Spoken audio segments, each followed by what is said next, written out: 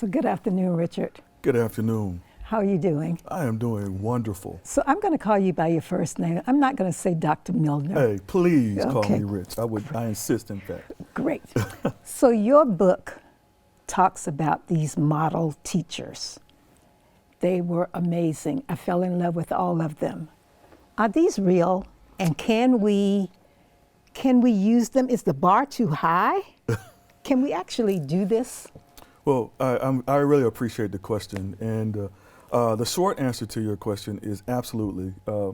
These are real teachers. These are real educators who are deeply committed to the learning and development of young people. I'm actually following in a tradition of other scholars who have really tried to disrupt, if you will, deficit models of what education and educators do. The work of Gloria Ladson-Billings and Michelle Foster and Jackie Irvine. These researchers really laid the foundation for research studies that allow us to not romanticize these educators, but to really focus in on the nuance of what happens with educators. And so these are educators I studied, I worked very closely with, interviewed through observation studies, and these teachers are absolutely real.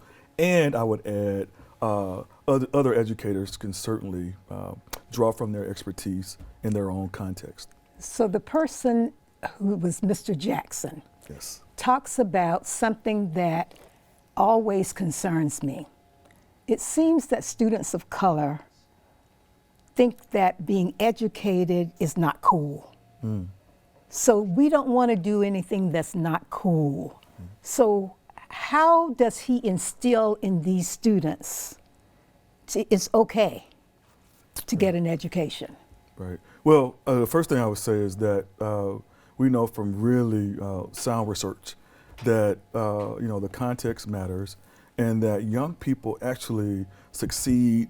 They actually are very much committed to learning and development when mechanisms are in place to support them. So this notion that people or that young people don't see education as cool, I think it's more of a misnomer in terms of what we know about the complexities related to why young people might engage in education or not. In the case of Mr. Jackson and in the research, what he learned was the young people actually were interested in learning, but they wanted to connect to the content. They wanted to be seen as individuals who had rich and robust histories and experiences that are often not necessarily considered in the teaching and learning enterprise, right? So this idea that schools can be places where young people want to be is what these teachers exemplify, right? Yes, in my classroom, I can make that a place that kids want to be. Absolutely, absolutely. And that means that, historically we have these notions about what it means to succeed, or we have these, these sort of, in some ways, antiquated ways of thinking about what it means to learn and engage. And so what these teachers exemplified, I think, is this really important necessity to disrupt traditional ways of being and doing. Just because we've done a thing a particular way for so long doesn't necessarily mean we need to continue doing that, right? And so, I think what Mr. Jackson is able to do in that case is he's able to disrupt some of those traditional ways of engaging by bringing music into the classroom, by amplifying student voice, right? All of those are important aspects to a vibrant learning environment in a science or mathematics classroom. Yes. So these instructors talked about their own life experiences, but allowed the community experience to come into the classroom. How do teachers do that? Should they do it? Absolutely, absolutely. You know, one of the things that I've come to understand, and I'm drawing here from Beverly Gordon, and what curriculum theories, and one of the things that Beverly says is, she says that it is difficult to critique the world and work to change it when the world works for you. And that is a profound notion, you know, this idea that when the world works for us in different kinds of ways. So each of us is privileged in some way. You know, those educators, although many of them were educators of color, they certainly were marginalized and minoritized in some ways, but they also held an enormous range of power and privilege, you know, in those classrooms with those young people, right? Yeah. And so interrogating their own ways of knowing then becomes really important, because otherwise you are reifying stereotypes, or you are, you know, the educators would run the risk of thinking about the learning and the educational trajectories of their students in the exact same way that they were taught, or the exact same ways that their own, you know, biological children might engage, right? Yes. And to the contrary, right, our job is to study and to learn as much as we possibly can about individual students, and build a robust curriculum and assessment and relational opportunities that connect with students in profound ways. But these teachers went so far beyond the classroom. Absolutely. To engage with these students. Can our regular, normal teachers with families of their own, can they do this? Yeah. Let me just start by saying, I think that's such an important point. Teachers are working overtime. They are going above and beyond the call of duty most times to support the learning and development of their students. My sister is a fifth grade teacher, and she's taught for 31 years, and so committed. And you know, she spends, you know, money out of her own pocket to make sure, you know, she has the tools that she needs, but also to make sure, you know, she has, you know, a pantry of food when young people need it. You know, so teachers are going above and beyond. So to your point, absolutely, teachers are they're already stretched to capacity, but they also know the importance of drawing from the expertise and the brilliance of those in the community, both inside of the school, but also those outside of the walls of the environment as well. So this notion that teachers should not see themselves as, you know, heroes or sheroes, right? They should see themselves as one part of a much broader community of educators who are rallying and working in partnership to support students, right? So that means they understand that they are not the arbiters of knowledge. They're not all knowing. Let me give you a quick share a quick story with you.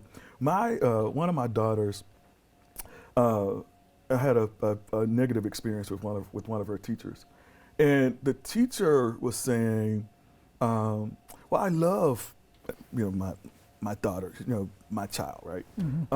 And I was saying, "Great. I'm sure you do. Well, perhaps you do, but you don't love her like I love her." Okay. Let me be clear about that, right? So this notion that you somehow, as the educator, are no more than a parent or a family member, it's just impossible. You can't. So what that means is you know, and you come to know, and you engage with those students based on what you're able to come to know. But it's also about how do I stretch and draw the circle wider so that every young person is actually being supported and cared about and cared for in a community of adults who give a darn about them, right? I say darn. Yes. You're good. I really wanted to say something, No. but I'll say darn. So that's the excitement, right? Is that educators are competent enough, are connected enough to understand that they in fact succeed when they are drawing from and really connected to a broader community. I like that. So this is something that I also found in your book that touched me. Teachers today don't dress like my teachers when I was in high school. Okay. My teachers were my role model in my very poor community in North Carolina. I wanted to dress like they dressed. I wanted to drive cars like they drove. They were my models. Today, when I go into a school to do a presentation, I am not sure that I want to look like that teacher looks. Okay. Now, yes, I want to be as educated, but I'm not sure I want to look like that. What does dress mean? I think that's a really important point, and I think the broader question is around understanding how young people look to and are connected to the bodies of and the practices of adults with whom they're working. Even when they may not necessarily say it, they are watching us, Yes. right? They listen to us, but they watch us, right? And I think, in one of the cases, and I know the case you're talking about, this teacher was resolute in his position that he wanted to project himself in a way that his students could see and aspire to emulate. And it was aspirational to him as well. Absolutely. Because he could see himself beyond the classroom. Absolutely. And that is exactly what he was committed to. I don't think I was in the school for 2 consecutive years, and I don't think I ever observed this teacher without a shirt and tie on. That was his way of demonstrating really a pedagogical move. Teaching is not only what we're doing when we're interpreting and attempting to make sense of curriculum, right? Each of us is a curriculum site, right? And so I'm a curriculum, right? And so he saw his body and the practices of his dress as a curriculum site, right?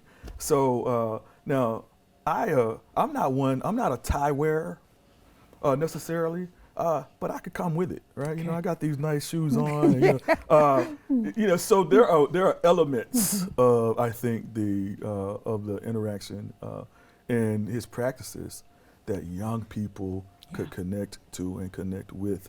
And moreover, one of the reasons I think his dress was so important is because those young people connected with him as a person, right? And that relationship piece is most important. We can talk about outstanding and innovative curriculum. We can talk about instructional practices that are innovative, responsive, that are relevant to and what I call opportunity centered. But if that relationship is not where it needs to be, right? I don't care how you dress. I don't care how much money you pour into resources in the classroom. Chances are you're not going to optimize and get what we know our young people can give us through those in those classes. Right. So even though I saw all of your teachers as models, you also showed us that there can be flaws. There can be, so Dr. Johnson Right. is teaching in an all-white setting almost, PhD, Yes. Black teacher, and she has some setbacks. Absolutely. So talk about that as you talk about this model that she is. Yeah, that's so important. The first thing I would say is, and I'm so glad, Clayton, you mentioned the richness of what Black teachers can bring into this work. yeah. Let me just be clear. Yeah. I sit here because Black teachers were difference makers in my life. Yes. And I say that pre-K through university. Black teachers knock down doors for me. And so I sit here really because of them. And the research then allows us to draw from that expertise, and there are transferable features from those insights that those Black teachers bring. Dr. Johnson was in a space, and sometimes what happens is educators will believe that issues of equity, issues of racial injustice, issues of xenophobia, issues of homophobia, issues of classism don't manifest in the same ways that they do in white spaces. They might believe that those are issues that only matter in urban or in racially minoritized environments, and to the contrary, right? Yes. We know for sure that if we have a fighting chance of disrupting inequity, so much of the work has to be done with white folks, right? They have to own their own privilege. Yeah. They have to own, the ways in which, their privileges, the ways in which white supremacy manifests to perpetuate systems that continue to minoritize and that continue to maintain an inequitable status quo, right? So the work of equity then shows up, and it must show up not only in racially, mixed environments or environments where most of the bodies are minoritized, but also in white space as well. And so we also know, and what I've come to understand in my research, is that individuals make systems. And so as academics, one of the things we often do is we talk about in the abstract about systems and structures, and we are able to develop and draw from all of these complex terms and constructs. It makes us feel good, right? Right. But to be clear, right, an individual teacher may not understand the ways in which structural racism or the ways in which institutional oppression manifest. So they might see it as some abstraction that is not deeply tied to anything they have the capacity to change, right? And so talking about racism, sexism, and all of these other structural challenges in the abstract can make it very difficult to understand that individuals make systems, right? And so the role that individuals make in terms of trying to do their part to disrupt and to disentangle these practices. And so Dr. Johnson, as you know, was committed to, steadfast, unmovable in her commitment to support the students, the mostly white students in the school. And what was so powerful about the work of Dr. Johnson, right, was that Dr. Johnson was lauded. Was those young people? And I sat through so many of her literacy classes, right? It was, when I say rigorous, I mean, she was pushing, as you know, right, them to think about things that they likely had never thought about, right? But they welcomed the challenge. And so she was one, the young people could select their most influential teacher to hand them their diplomas at graduation. And she overwhelmingly was the teacher who was selected to hand. And so as a data point, here's someone who parents might have seen, or who parents may have,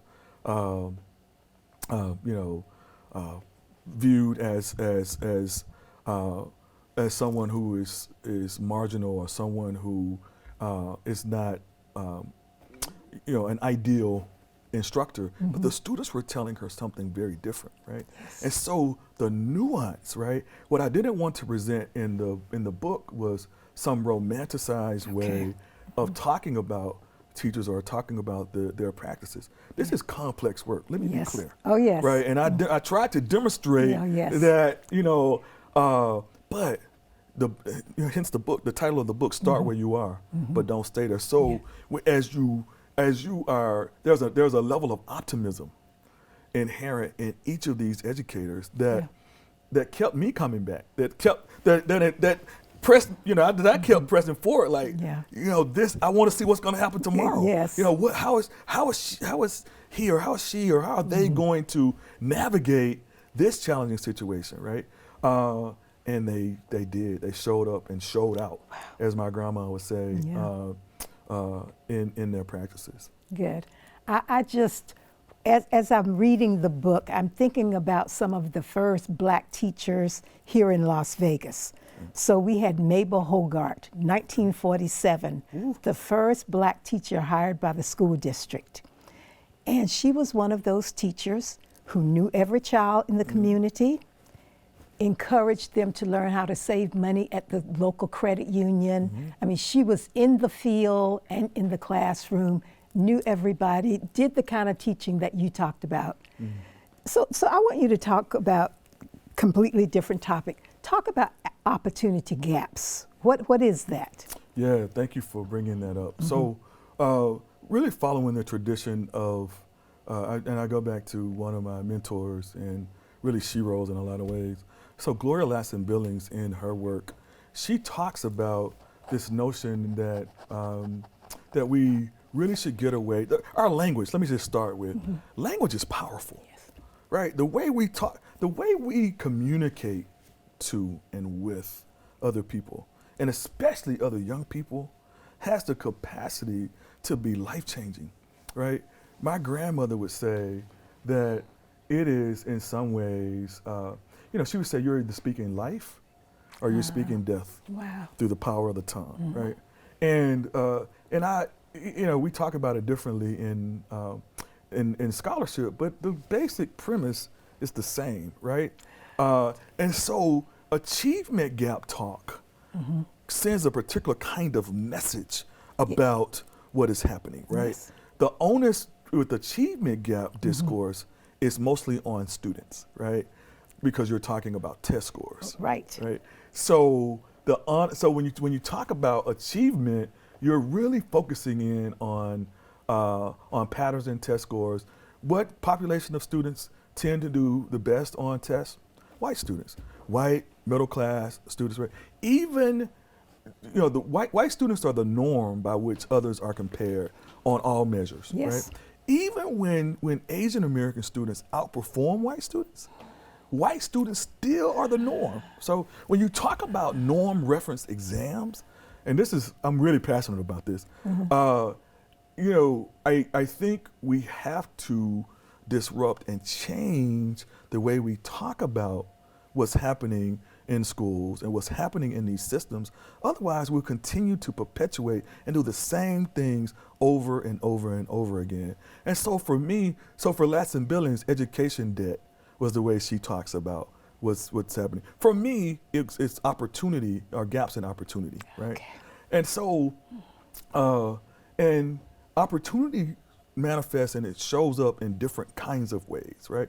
But for educators, if we take the responsibility to develop the kinds of systems, the ethos, right, by which young people are able to live their best lives, right? That's what this is about. Like, we often talk about how are we preparing students for the lives that they will live in the future. They live in now. Let's just be clear. Like, young people need to experience joy now. Young people need to experience the fullness of what life has to offer now, right? And so opportunity then says that when we do what we're supposed to do, and that is make sure we are creating equitable spaces for young people to thrive, those opportunities lead to the kinds of outcomes that we know our young people deserve and can reach. So we're almost out of time, unfortunately. No way. But you're doing some new research that, of course, goes beyond the book that you've written here. So tell me about the new research, because you've gone beyond the regular classroom now. Talk about that. Yeah. Well, let me start by saying that, my wife sometimes says, like, Rich, when are you going to slow down, right? And my response often is when I leave this earth. Yes. Right, because don't slow down. Right, I have so much, I have so much that I still have so much that I need to do because, I really hope that when I do leave this earth, folks are going to say, or people can say, oh, my young, or my children's children's children. Let's say, let's hope it's like 100 Yes. plus. Yes. But I want to have made a difference. I really do, and I say that sincerely. And this new work really is in response to what I call a school to prison intersection. And what I've come to understand is my research and my life has the participants with whom I've worked. I've never had to go out and seek a new project. Projects have emerged and come to me in the times that they're supposed to come, right? So in that sense, I have this new work related to the school to disrupting the school to prison intersection. Some people call it school to prison pipeline. Yes, and you call it the cradle. Cradle, right? Yes. And these kids are out of control. We call it the cradle to prison pipeline. But it's really about talking to and now looking at what's happening with those who've been impacted by the carceral system, right?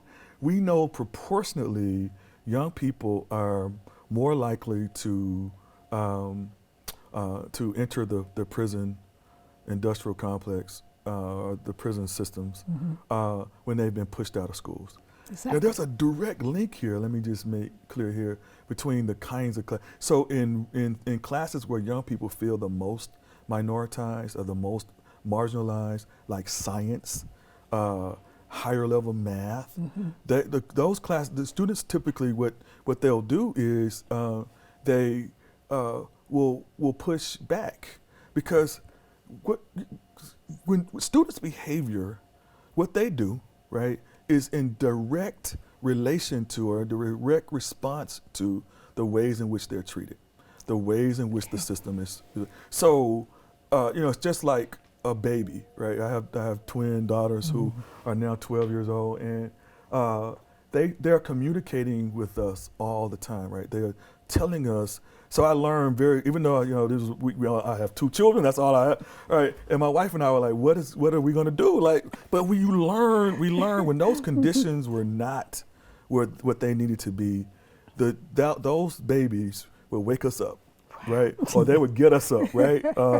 And in a very similar way, not to trivialize, the life experiences of really human suffering that so many of our Black and brown students are experiencing, right? Our children are suffering in these places. They're suffering in these places. And so to a school administrator, it might just be seen as a disciplinary or a push-out practice. Yeah. But to me and you, or to you and me, these are our children, right? These young people are barely keeping their head. They're barely keeping their head above water. They are working part-time jobs. They're taking care of younger siblings. They are working through, and unfairly so, racism and all other kinds of isms and systems that were not designed for them, right? Yes. And so for people watching, or for people whom the world works for, it's trivial for them. But for our children, right, it is much, much more personal, and it is we're in a place where it has to be life-changing, humanizing, transformative. Otherwise, what are we doing? So, but back to your question around, I got a little carried away there. But that's fine. Yes, we needed that. But this work is around understanding the educational experiences of those who have been incarcerated. And this project is dear to me. I'm learning. I'm reading in criminal justice. I'm reading, if we can call it that. I'm reading in political science, and it's stretching my cognitive muscles in ways, and my intellectual, sort of ways of thinking about and approaching my work in really important ways. But as academics, in a very similar way in terms of educators, we have to, if we want innovation, if we want to do some things differently, our tools have to be different. We have to fill our toolkit with different areas of understanding and expertise. What does that mean, Rich? It means that now I'm interviewing, I'm observing, I'm working with people who have experienced the carceral system. And it's turning my my worldview, my understanding upside down. And so now when I talk to teachers about push-out, I can talk about here's what happens when we push out, what happens when we don't go above and beyond, what happens when we treat young people like they're adults, what happens when black girls are seen as women, right, when they are still children, right? Yes. The developmentalists got it right. So I'm excited about that research, but it also is pushing me in ways that I never thought I could be pushed, but it's really important work. Well, I'm just glad that you're being pushed. Thank you so much for coming to Las Vegas to talk to us. Yeah, thank you so much for having me. The Okay. honor is all mine, Claytee. Great.